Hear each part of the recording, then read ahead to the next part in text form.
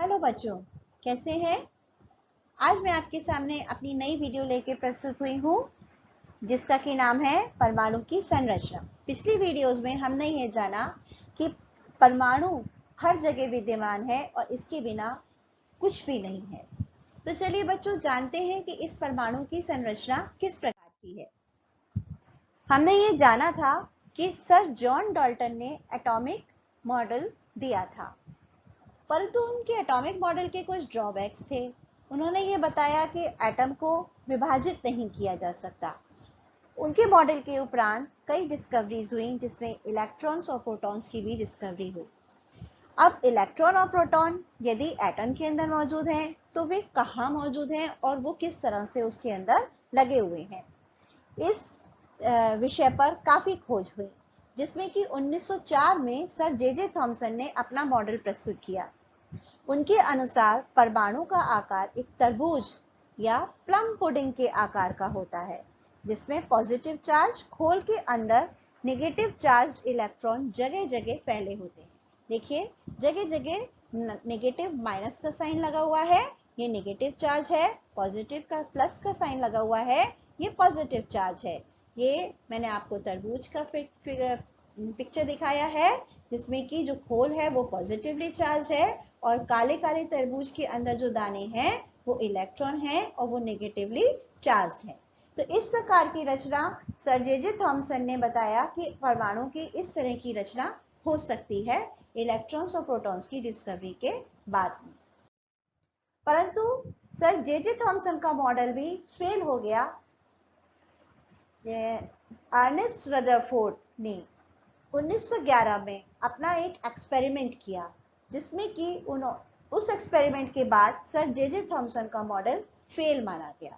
Ernest Rutherford को father of nuclear physics भी कहा जाता है, क्योंकि उनके द्वारा प्रस्तावित जो परमाणु की संरचना का सिद्धांत था, मॉडल उन्होंने जो दिया, वो बहुत ही ज्यादा कारगर सिद्ध हुआ।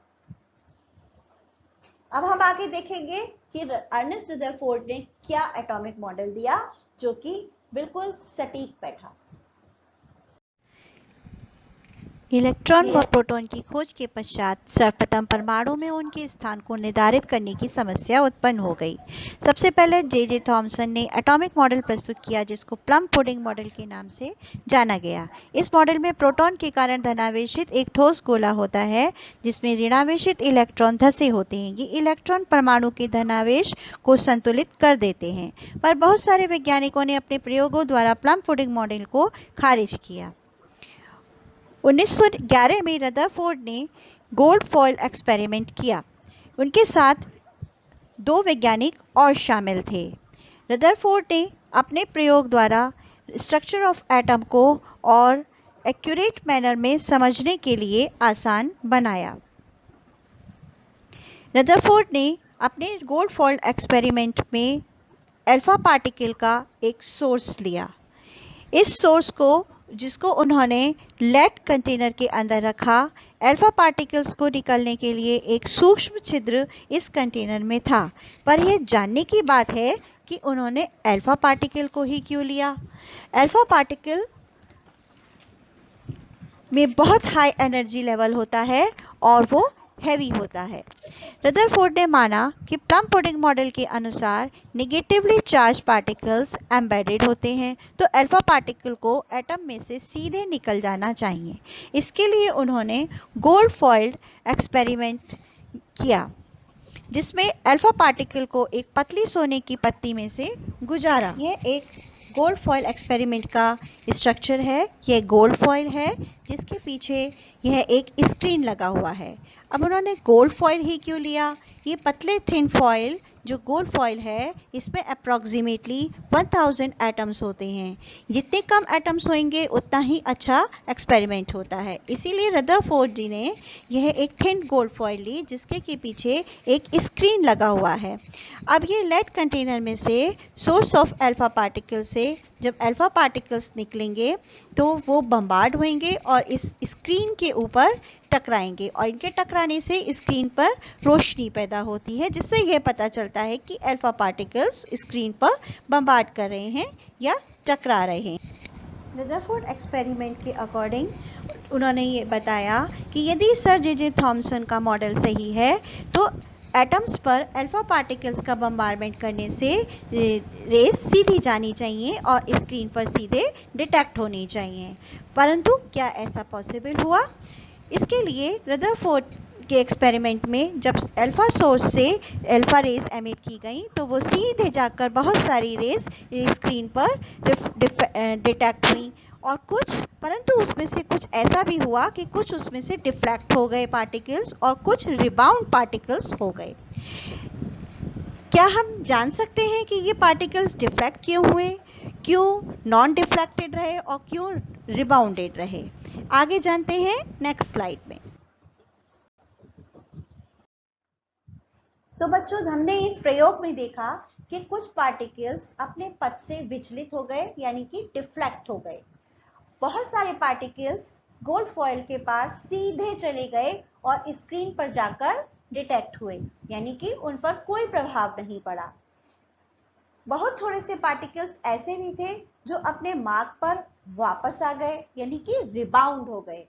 आप किसी बॉल को दीवार पर मारें तो वो टकराकर सीधी वापस आपके पास आती है। कुछ इसी प्रकार से अल्फा पार्टिकल्स के साथ हुआ कि एटम के अंदर कुछ ऐसा था ठोस आकार जिससे कि टकराकर अल्फा पार्टिकल्स वापस आए। तो बच्चों, इससे यह पता चला कि परमाणु का संपूर्ण धनावेश केंद्र में उपस्थित होता है। ऐसा उन्होंने इसलिए बताया क्योंकि अल्फा पार्टिकल्स पे भी पॉजिटिव चार्ज होता है। तो जब पॉजिटिव चार्ज परमाणु के अंदर मौजूद पॉजिटिव चार्ज से भरी हुई किसी सॉलिड चीज से टकराया तो पॉजिटिव और पॉजिटिव की वजह से वो परमाणु अल्फा पार्टिकल्स टकराकर डिफ्लेक्ट हुए और वापस आए।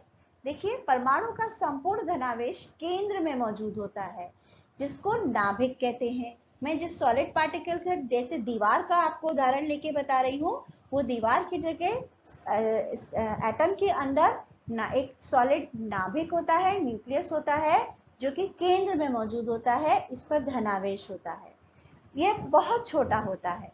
परमाणु का नाभिक नेगेटिव चार्ज इलेक्ट्रॉन से घिरा होता है। परमाणु का अधिकांश भाग खाली होता है। परमाणु का अधिकांश भाग खाली होता है, इसी कारण से अधिकांश अल्फा कण सीधे बाहर चले गए। कुछ अल्फा कण नाभिक के पास से गुजरने पर अपने पथ से विचलित हो गए। क्यों विचलित हो गए? क्योंकि नाभिक और अल्फा कण दोनों पर समान आवेश था, यानी अल्फा कण पे भी पॉजिटिव चार्ज था और नाभिक पर भी पॉजिटिव चार्ज था। नाभिक से टकराने वाले अल्फा पार्टिकल्स नाभिक के द्रव्यमान के कारण वापस मुड़ गए। मैंने आपको जैसे अभी उदाहरण बताया, यदि आप दीवार पे बॉल मारेंगे तो वो टकराकर वापस आ जाएगी। इसी प्रकार से नाभिक से टकराने पर अल्फा पार्टिकल्स नाभिक के द्रव्यमान के कारण वापस आ गए। तो बच्चों, इससे यह पता चलता है कि जो पॉजिटिव चार्ज है वो positive charge and most of the mass of atom was densely concentrated in extremely small region called nucleus। मतलब धनावेश और परमाणु का अधिकतर द्रव्यमान एक बहुत छोटे क्षेत्रफल में होता है, जिसको क्या कहते हैं? नाभिक। नाभिक को इंग्लिश में कहते हैं न्यूक्लियस। नाभिक की त्रिज्या 10 की घात -15 होता है, यानी कि बहुत छोटा होता है, और परमाणु की त्रिज्या 10 की घात -10 होता है, यानी कि परमाणु तो बड़ा है, उसके अंदर जो नाभिक है वो उससे बहुत छोटा है। दूसरी बात पता चलती है, nucleus is surrounded by electrons and that move around it in a circular path called orbits like a solar system। आप सभी बच्चों ने सोलर सिस्टम देखा है। सोलर सिस्टम है, हम जानते हैं कि जो सन है, सन के चारों तरफ प्लैनेट्स चक्कर काटते हैं। इसी प्रकार से न्यूक्लियस के चारों तरफ सारे इलेक्ट्रॉन्स चक्कर काटते रहते हैं। तो ये जो चारों तरफ जिस पाथ पे चक्कर काटते हैं उसको कहते हैं इंग्लिश में ऑर्बिट।